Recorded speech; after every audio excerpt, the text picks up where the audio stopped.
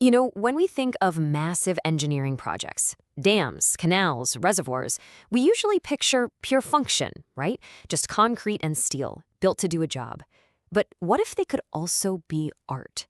What if an engineer could sculpt not with stone or clay, but with water itself, and reshape an entire landscape with both technical genius and a deep sense of beauty? Well, that was the life's work of one absolutely remarkable man. I mean, really think about that question. How can one person's vision fundamentally change the world around them? It's this very idea that drove Joaquin Delgado Garcia, an engineer who completely transformed one of Spain's driest regions, leaving behind a legacy that's as beautiful as it is brilliant. So who exactly was this man, and what was this monumental mission he took on? To really get his work, we've got to understand the person and the place he dedicated his life to. Joaquin Delgado was, and there's really no other way to put it, a prodigy. I mean, think about the timing here. Born during the chaos of the Spanish Civil War, he gets into engineering school at just 18 and graduates as the youngest civil engineer in the entire country. And right from that moment, he devoted his entire 46-year career to one single immense task. And this was his canvas, the Guadiana Menor Basin, a huge, challenging, and incredibly dry part of northern Granada. We're not just talking about building a dam here or a canal there. No, this was about creating and carrying out a grand master plan to bring water, and with it, life, to an area that's bigger than some small countries. Every great artist has that defining first work, right? For Delgado, that was the La Balera Dam. And this project, right at the very beginning of his career, would pretty much set the tone for everything that came after, mixing practical problem-solving with this incredible, innate sense of beauty. What's so fascinating is that Delgado actually inherited a flawed plan. The original design for La Balera was this thin, elegant arch dam, but it had a fatal weakness. One side of the valley was just loose soil. There was no solid rock to anchor it to. So he scrapped it. His solution? A much sturdier, curved gravity dam. That's a dam that uses its own massive weight to hold the water back. And to make it work, he had to dig down 25 meters just to hit bedrock. It was a choice driven by one thing above all else: safety. But this is where you really see the artist emerge.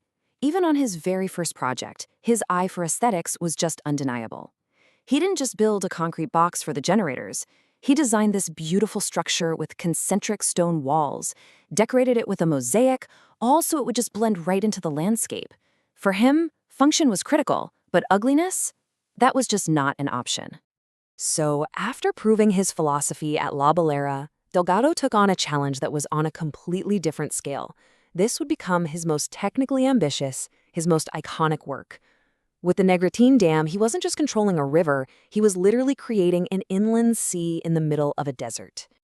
Just try to wrap your head around that number. 567 cubic hectometers. What does that even mean? Well, it's over 500 billion liters of water. It's enough to fill more than 225,000 Olympic-sized swimming pools. The sheer volume of water created this intense blue oasis in a landscape of dry, eroded badlands. The contrast is just breathtaking, and it was all made possible by an incredible piece of engineering. The problem at Negritin was the valley itself. It was completely lopsided. You had solid sandstone on one side, but loose, unstable earth on the other. A single type of dam just wasn't going to cut it. So what did Delgado do? He designed this brilliant hybrid solution, a concrete gravity section where the rock was solid, fused to a massive earth-fill section on the weaker side, which was then sealed with a protective asphalt screen. Nobody in Spain had ever done anything like this, on this scale, before. Okay, so if Negritin was his technical masterpiece, his final major work, the El Portillo Dam was the purest expression of his philosophy. This is where that line between engineering and art just completely vanishes. And the way he approached this project tells you everything. Delgado called himself one of the last Pata Negra engineers, which in Spain is the highest possible praise. It's like a master craftsman. He never used a computer for his designs. Everything was done by hand with a pencil and graph paper. This wasn't because he was old-fashioned. It was because this method forced him to have a deep, intuitive feel for the forces and materials he was working with. His attention to detail was just legendary. For the stone facing of the El Portillo Dam, He insisted that one single, highly skilled machine operator place every single stone across the entire vast surface. Why? Because the moment they tried to add a second operator, he could see a tiny change in the texture that broke the visual harmony. I mean, that's the kind of perfectionism you expect from a sculptor, not a civil engineer. And you can absolutely see that obsession in the final result. The dam doesn't feel like it was forced onto the landscape. It feels like it belongs there. Its gentle curves and that perfectly uniform texture give it this profound sense of peace, making it seem less like a man-made structure and more like a natural feature of the valley that's been there for centuries. So, how do we boil down a lifetime of work like this into a clearer philosophy? Well, it really all comes down to 4 core principles that guided every single decision he ever made. Okay, let's break this down. First, security. For Delgado, it wasn't enough for a dam to be safe. It also had to look and feel safe. Every little detail, even a handrail, had to feel solid and trustworthy. Second, functionality. He believed that true function has its own inherent beauty. He never, ever added purely decorative fluff. Third, economy. This meant using high-quality, local, and long-lasting materials that would save money on maintenance for generations. And finally, aesthetics. This was the pillar that tied it all together. And this was his personal motto.